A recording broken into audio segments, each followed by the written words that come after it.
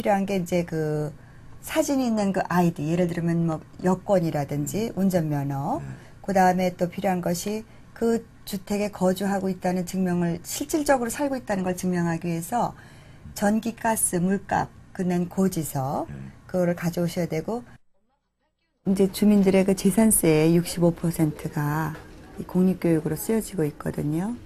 그러다 보니까 그 주민들의 재산세 부담이 이제 해마다 늘어나죠. 해마다 늘어나고, 또 그로 인해서 그 불법 유입 학생이 있을까봐 굉장히 좀 센시티브한 편이에요. 그래서 저희 교육위원회로 투서가 날라오기도 하고. 최근 몇 년간 이 지역의 부동산 가격은 30% 이상 급등했다.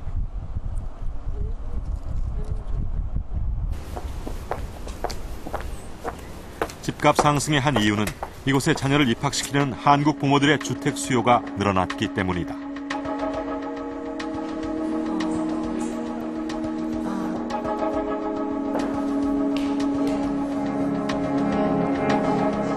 여기는 보통 한 구입 가격이 100만 불에서 200만 불 정도. 그 다음에 웨스트 쪽으로 내려가시면은 한 50만 불에서 60만 불 선. 그리고 구입하게 되는 가장 큰 동기는 아이들 학군.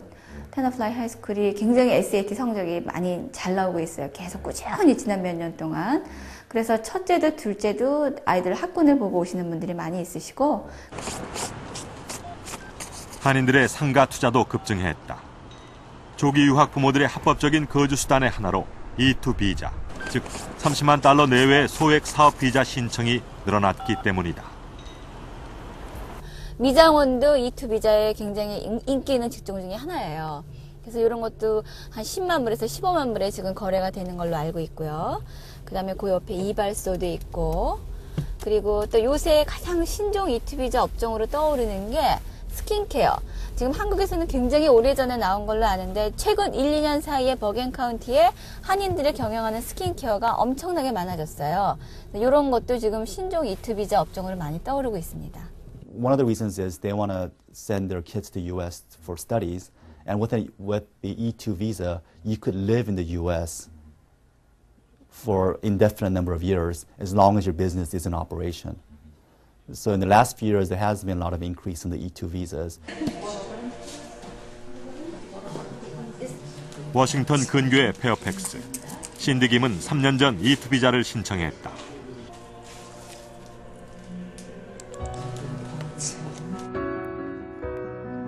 두 자녀를 좀 더 나은 환경에서 공부시키기 위한 조기 유학의 한 방편이었다.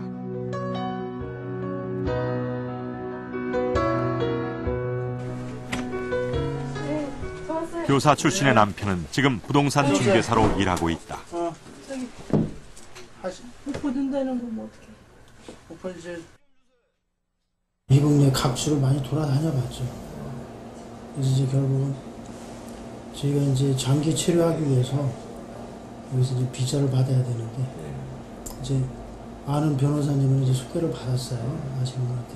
그분께서 여기서 이제 비즈니스를 하나 하시면서 그걸로 해서 비자를 얻어서 하게 되면은 가지고 생활할 수 있지 않겠냐.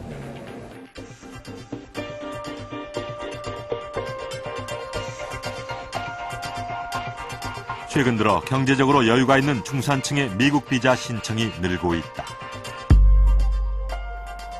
과거와 지금 현재 비자 신청하시는 신청자들의 가장 큰 변화는 과거에는 한국에서 저소득층이라 그럴까요? 아니면 소위 좀 먹고 살기 힘들었던 사람이 이제 새로운 계기를 마련하기 위해서 이제 미국으로 이민 오시는 경우가 많았다면 최근의 경향은 한국에서 이제 중산층들이 이제 투자 비자라는 형태라든지 또는 전문직 직종으로 이제 미국에 단기 비자나 아니면 영주권을 신청하는 사례들이 많이 생기게 됐다는 것이 가장 큰 변화죠.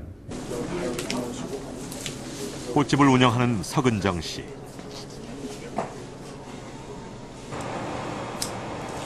대기업 엔지니어였던 남편이 유학 오면서 함께 이곳으로 왔다.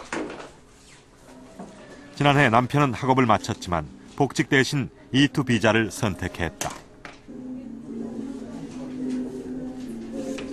교육 환경을 남편은 제일 많이 꽂는 것 같아요. 자식에게 좋은 저희 남편은 이과 공부를 좋아하는 사람인데 한국식 교육이 주로 주입식이고 이러다 보니까 본인이 거기에 굉장히 염증을 많이 느꼈던 사람이라서 자기 자식만큼은 미국에서 좋은 환경에서 교육시키고 싶어 하더라고요. 예.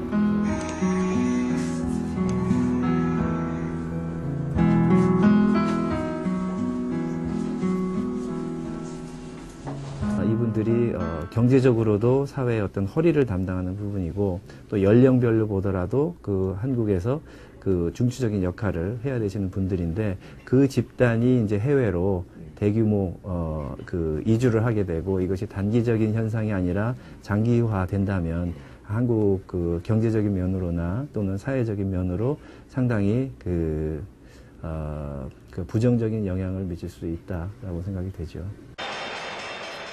세계화가 전 지구화가 된 지금 똑똑한 돈과 사람은 이익을 쫓아 움직인다. 불과 8년 전 대한민국 경제를 비관하며 매몰차게 떠났던 월가의 자본은 진객이 되어 다시 돌아왔다.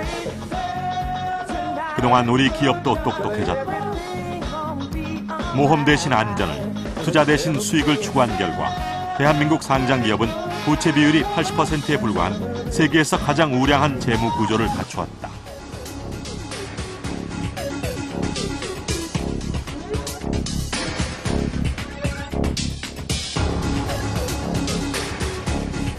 지난 한 해 외국인은 우리나라 주식시장에서 매매 차익 10조 8천억 원, 배당 5조 5천억 원, 평가이익 33조 원 등 49조 원의 이익을 누렸다.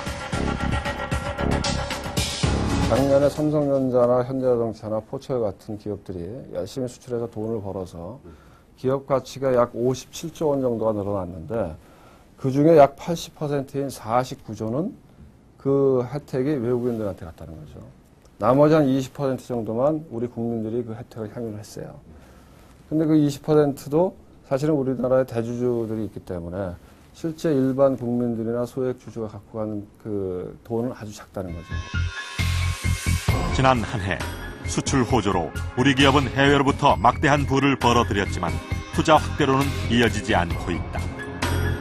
모험적인 기업가 정신의 퇴색과 경영 실패를 죄악시하는 사회 분위기도 투자 부진의 한 요인이다. 예를 들면은 이제 현대자동차가 해외에서 돈을 벌어서 기업의 내부 자금이 많아지면 그 자금을 갖고서는 옛날 같으면 국내 어딘가에 공장을 짓는다는 얘기죠. 그렇게 해서 투자 활동을 통해서 일자리를 늘리고 일자리가 늘어나는 데 많은 사람들이 고용되기 때문에 그 사람들의 소득이 늘어나서 소비가 늘어나는 이런 패턴을 보였어요. 근데 그 경우에도 지금은 국내에 설비 투자가 많이 안 이루어지고 있다는 거죠. 작년 같은 경우에도 보면 설비 투자 증가율이 한 자릿수를 넘지 못했거든요. 과거 밖에서 벌어 안에 투자하고 소비해 안을 살찌우는 공존의 미덕은 사라지고 있다.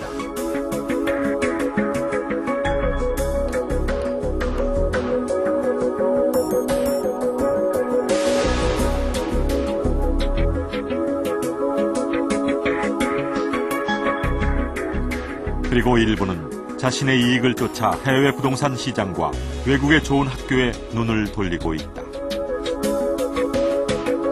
밖에서 벌어 안을 살찌우는 시스템에서 안에서 벌어 밖을 살찌우는 세태로 바뀐 것이다.